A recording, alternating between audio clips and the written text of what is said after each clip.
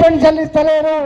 భర్తలు చనిపోయిన వాళ్ళు కావచ్చు, భర్తలు వదిలిపెట్టే వాళ్ళు కావచ్చు, 65 సంవత్సరం నిండిన వాళ్ళు కావచ్చు, ఏ ఒక్కరికి కూడా కొత్త పెన్షన్లు ఆనాడు రాలేదు.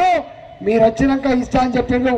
ఈ రాష్ట్రంలో మీ ప్రభుత్వం ఏర్పడిన తర్వాత రేవంత్ రెడ్డి గారు ఒక్క కొత్త పెన్షన్ అయినా శాంక్షన్ చేసిందా అని చెప్పి సందర్భంగా అడుగుతా ఉన్నా.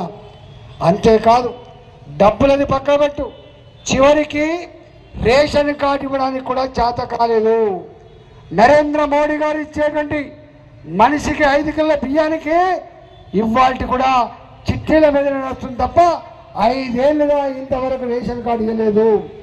బియ్యం ఇచ్చేది మోడీ గారు అయినప్పటికీ, నీకు రూపాయి ఖర్చు లేనప్పటికీ ఎందుకు నువ్వు రేషన్ కార్డు ఇవ్వలేకపోతున్నావో, గా పని కూడా ఎందుకు చేత అవుతలేదో చెప్పమని చెప్పి ఈ వేదిక నుంచి డిమాండ్ చేస్తా ఉన్నాం.